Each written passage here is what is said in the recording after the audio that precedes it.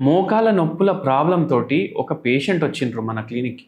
మళ్ళా నడిచేటప్పుడు ఎట్లా నడుస్తున్నారంటే ఇట్లా గోడలు ఉంటాయి కదా, గోడలకి ఇట్లా చేతులు పెట్టి ఇట్లా నడిచేటప్పుడు ఇట్లా ఇట్లా ఇట్లా ఇట్లా కుంటుకుంటా నడుస్తున్నారు.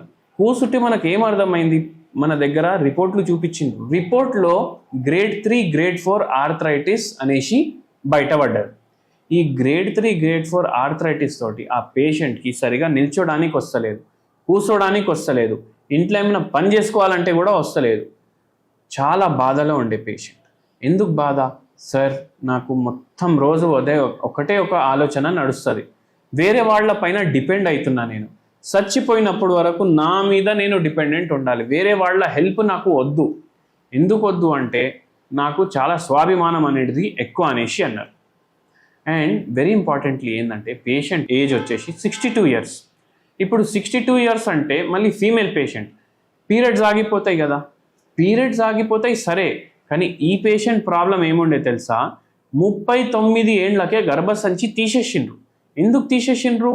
ఏదో అప్పుడు ప్రాబ్లం అయింది సార్, నాకు తెలియదు, కానీ చాలా ఓవర్ బ్లీడింగ్ అవుతుంది, అయితే తీసేసిండ్రు. సరే, అయితే ఏమవుతుంది, బాడీలో హార్మోనల్ ఇంబ్యాలెన్స్ స్టార్ట్ అవుతుంది. మళ్ళీ అదైతే ఎట్లయినా స్టార్ట్ అవుతుంది కదా, పీరియడ్లు ఆగిపోయినాక కూడా స్టార్ట్ అవుతుంది కదా. అవును, కానీ 39 ఇయర్స్కి గర్భసంచి తీసేస్తే మీరు ఏదైతే 50 ఇయర్స్కి మెనోపాజ్ వస్తుంది అది మీకు 39 ఇయర్స్కే వస్తుంది. మీరు 12 ఇయర్స్ బిఫోర్ చేస్తున్నారు, అయితే మీకు 75-80లో వచ్చే చేంజెస్ మీకు 60-70 ఏజ్లోనే వస్తాయి. ఈ పేషెంట్కి కూడా అట్లనే అయింది. అయితే ఇప్పుడు హార్మోనల్ ఇంబ్యాలెన్స్ ఉంది, మోకాల నొప్పులు ఉన్నాయి, ఏం చేయాలంటే మెంతులు గింజలు ఉంటాయి, మెంతులవి గింజలు ఉంటాయి. మీరు ఏం చేయాలంటే మీరు పుట్నాల పప్పు ఒక 100 గ్రాములు తీసుకోవాలి, మెంతుల గింజలు మీరు ఒక 50 గ్రాములు తీసుకోవాలి. ఇవి రెండు డ్రై రోస్ట్ చేసుకొని మీరు ఏం చేయాలి, ఇది గ్రైండ్ చేసుకోవాలి. ఇది ఒక గ్రైండర్లో వేసుకోండి. 100 గ్రాములు పుట్నాల పప్పు, 50 గ్రాములు మెంతులు గింజలు, ఇవి వేసుకొని దీంట్లో సరైన మీరు కారం వేసుకోండి, కొంచెం రాక్ సాల్ట్ వేసుకోండి. కారం కూడా మీరు మిరియాల బుక్ని వేసుకుంటే ఇంకా మంచిది, కానీ మీ ఇష్టం, రెడ్ కారం కూడా వేసుకుంటారంటే వేసుకోండి. అది మంచిగా గ్రైండ్ చేసుకోండి. ఇది గ్రైండ్ చేసుకుంటే మనకు పుట్నాల పొడి అయితే తెలుసు, ఇది మెంతులు పుట్నాలు కలిసి మనం ఒక పొడి తయారు చేసుకున్నాం.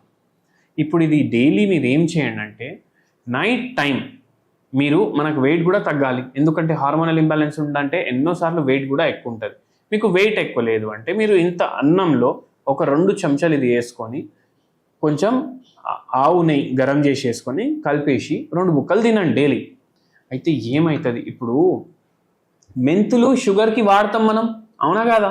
అదే కాదు, మెంతుల్లో యాంటీ ఇన్ఫ్లమేటరీ ప్రాపర్టీస్ ఒకటి ఉంటాయి. ఆస్టియో ఆర్థరైటిస్ ఉంది అంటే అది కూడా ఫైట్ చేయడానికి హెల్ప్ చేస్తుంది, జర నొప్పి తగ్గిస్తుంది, జర వాపు తగ్గిస్తుంది. మళ్ళీ దాంతోపాటు మెంతుల్లో ఏంది అంటే స్పెషాలిటీ, ఇది హార్మోనల్ ఇంబ్యాలెన్స్ అయితే చూడండి, అయితే ఎస్ట్రోజన్ అనేసి కూడా ఒక హార్మోన్ ఉంటుంది, అది కూడా ఇంబ్యాలెన్స్ అయితే మనకు జాయింట్ పెయిన్లు పెరుగుతాయి. ఇప్పుడు గర్భసంచి లేదు, హార్మోనల్ ఇంబ్యాలెన్సెస్ అవుతాయి, పీరియడ్లు ఆగిపోయినాయి, ఆ లేడీస్లో చాలా మంచిగా హెల్ప్ చేస్తుంది. అయితే ఆ ప్రాపర్టీస్ కూడా ఉంటాయి, అంటే ఎస్ట్రోజన్ సరిగా లేకపోతే కూడా బాడీ ఏమో దీన్ని ఎస్ట్రోజన్ అనేసి అనుకుంటుంది, అట్లా కూడా ఇది హెల్ప్ చేస్తుంది. అండ్ జర నొప్పి తగ్గించడానికి హెల్ప్ చేస్తుంది. పూర్తిగా తగ్గించదు, రివర్స్ చేయదు డ్యామేజ్, కానీ జర రిలీఫ్ ఇస్తుంది. మనం ఏం చేస్తాం, హోమియోపతి మెడిసిన్స్ తోటి మొత్తం రోగాన్ని రివర్స్ చేయడానికి ట్రై చేస్తాం. ఈ పేషెంట్కి కూడా చాలా ఏళ్ల నుంచి జాయింట్ పెయిన్ ప్రాబ్లమ్స్ ఉండే. ఈ పేషెంట్కి మనం మందులు ఇచ్చి చాలా వరకు ఓన్లీ 3-4 మంత్స్లోనే 70% నొప్పులు తగ్గించినాము. ఇంకా ఇలాజ్ నడుస్తుంది, మన దవాఖానకు కూడా రెగ్యులర్ వస్తున్నారు. దేవుని దయతోటి వచ్చే టైంలో మంచిగా అయిపోతారు. సర్జరీ అవసరం కూడా ఈ పేషెంట్కి దేవుని దయ వల్ల పడదు. నమస్తే.